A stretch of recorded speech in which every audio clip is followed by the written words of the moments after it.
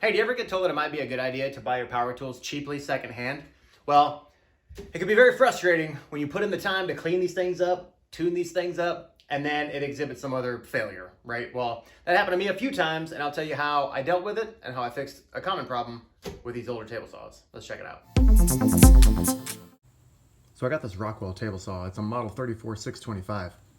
It's a beast. It's awesome. I've had it for over a year. Got it used online. Changed out the blade, and I also changed out the plastic piece right there. It was broken. The dude tried to fix it up with some epoxy. I'm pretty sure it's HDPE. Epoxy's not gonna work on that. So I got this one online. It's aluminum, and now it works like a champ, except for the past 2 weeks. Last week I go to use it, raised the blade up really far. The connector came out off of the switch. One of those guys right there. So, had a sigh of relief, and it was a very easy fix. So I went to raise the blade again yesterday, same issue. It wouldn't start after I raised the blade. So I figured, oh, okay, it's probably just a loose connector. No, that's not the case. So now I really started panicking. I thought maybe this little guy right here was becoming loose because it was just taped with electrical tape. The guy must have changed out the cord or something, I don't know. So I redid that, still wouldn't work. I noticed that the motor brush right there was loose. The connector had come, or not the connector, but the cap came loose. Hopefully this guy will start up again. Let's go ahead and check it out. Let's plug her back in. Everything is away from the saw. Fingers crossed. There you go. So, like a lot of the information online says, do the easiest thing first. I started panicking. I thought, oh, the motor's exploded. You know, worst case scenario, the cord needs to be rewired or whatever. No, it just came loose, and that was the culprit both times. A connector to the switch and the motor brush. Do the easiest thing first. So this is where I'm going to transition to the part where, like, yes, I did do the easiest thing first, but where I started to get into trouble is that I probably should have taken more time to try to troubleshoot, well, why was the cap loose? Why, the one with the twisty wing nut, whatever, right? Things come loose, it's vibrating, it's a saw, that happens, okay? But the thing about the cap, that was kind of, probably should have had a little bell and whistle. And going back to how I talk about getting used tools anyways, is that it's beneficial to do preventative maintenance, swap things around, make sure that you get new components and stuff like that. So with that in mind, one of the things in the manual that I just printed off online, it talks about, hey, your brush life varies for your machine. So if you look here, right, it talks about the first 50 hours and then every 10 hours of operation after that. You probably want to start looking into your machine, because otherwise things like this could happen with your brush holder, right? No good. That's severely burnt and gross. And going along with that, right, foreshadowing is that with the actual motor brush itself, I had issues with uneven wear. You can kind of see, right, the wear on this guy is not like a smiley face. It's kind of slanted, for lack of a better term. But another thing too, that after pulling it out, is that, you know, I allude to this later on, but it's kind of blusted and floppy. But you can also see right here that the spring is actually broken. So that could probably be an issue as well, right? This thing is pretty well rusty. This spring is gross. So if you get a machine like that, it would probably be in your best interest to try to look at the motor brush and the brush holder if that's the case. Maybe not so much the cap, but just make sure the cap is tight. But if it's rusty and it seems like it's going to be a source of failure, then just go ahead and replace it. An hour's worth of work to troubleshoot it further would have cost me way less time than the weeks and weekend days amount of work that I'm going to be pursuing right now. So let's check this out. So in order to figure out what the actual culprit was for failure, I have to actually open this bad boy up, take the top off, and we'll do closer inspection. So here we go. Oh, I see. So this is the good side. Whatever those little things are, right here. Good side. Let's check out the baddie. Oh yeah, look at that. That's not gonna give you good contact. And that's why this one is jammed. Jammed? It appears to be jammed. Jammed. Raspberry. Now luckily, I left myself a note that this is 7/16. Okay. Will I work with this? Heck yeah. That side yes, this side no. That was a little more, you know what I'm saying? A little more. Oh, and of course I put my the belly of the beast. We'll cut that in post. All right, anyways.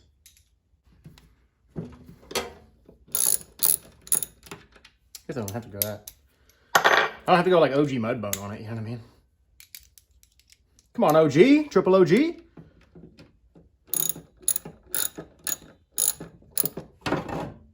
Yep, that works too. Okay, can you just, okay. I'm trying to do the least amount possible to get this thing to come off. There we go, there we go. All right, so far, so good. Except with this bearing, holy cow. This thing is like covered with bing bong. Well, at least this isn't melted. There's the culprit right there.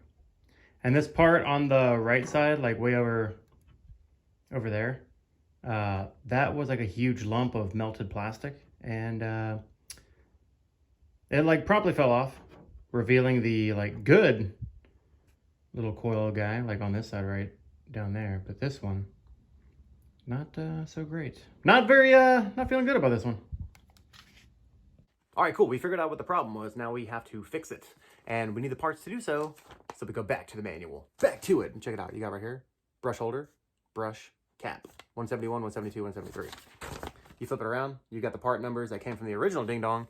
And you can just plug it in. So I just did Rockwell 438 02011 0001. Yes, I have it memorized at this point because I had to do it a lot. But eventually, interweb search, found it. No big deal. And sometimes these pieces parts can be a little bit pricey, but in the grand scheme of things, I'm spending this much money on a replacement part for a machine that I know is beefy, as opposed to buying a whole new saw. So that seems like a no-brainer to me. Let's get on to the replacement. All right, we have success. The new one, still good. And you can see, in a perfect world, right? You got the set screw right here. And ideally, if we could remove this and remove the wire that goes onto the brush holder, that this should easily be removable. Mine kind of stripped out, unfortunately. And, but with brute force, woohoo, you can still see that we had success. So there's the other end of the set screw right there. And then you can see on the inside, oh yeah, right? Again, there's the good one. Bad one, nasty. It's grody. So I'm gonna have to chip off all that plastic, and then, I don't know, hopefully I'm not gonna have to repair that, but we'll cross that bridge when we get to it, you know what I'm talking about? So let's go into the nastiness right here. So here's the old brush. You can see where the set screw should have been. Where is it? Yeah, you see where I drug it out, trying to untwist it out. But yeah, there's where it should be. And then, so I broke the cap. It didn't survive. So hopefully the replacement piece comes with a new cap as well. Blump. But I mean, even still, it was fused into this guy, so I couldn't unscrew it as easily as you saw me do on the good side. The good side. This is the evil version. But ideally, this. But yeah, this piece right here, it also comes like this piece broke off with it. So it seems to me that with the set screw working as intended, this should ideally just whoop whoop replaceable. But yeah, that was destroyed as well.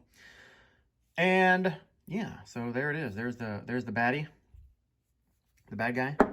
And here's the culprit here too, the brush itself. So you can see that it was wearing a little bit uneven, you know what I'm saying? And this thing, it has no springiness left to it. And I don't know if that was catastrophic failure pre-incident or during the incident, but even still, like as soon as I took the, well, I say took the cap off, but I, by force, removed the cap. It didn't even come out. There's no, it's like, oh, it's so sad. It's so floppy, you know? But hey, we'll make do. Fortunately, there is a number. Echo Golf Bravo 4.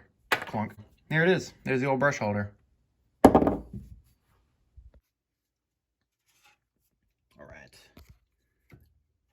I had this piece soaking in some penetrating oil for quite a few days on this side and from the opposite up in there.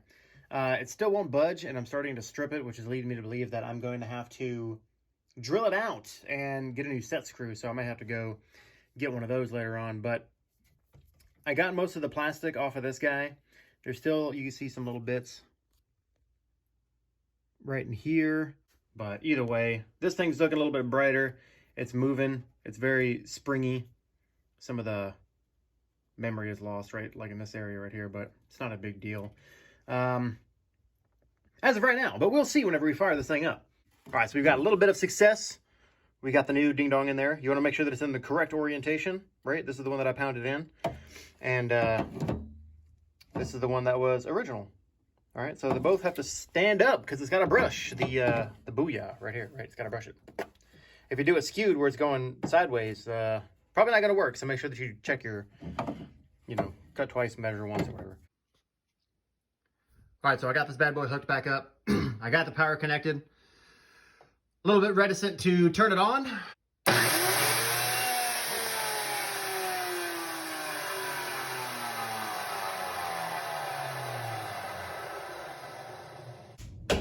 All right, so we got this guy mostly put back together in its natural state. In their totalitarianism, so to speak. Stone crab time.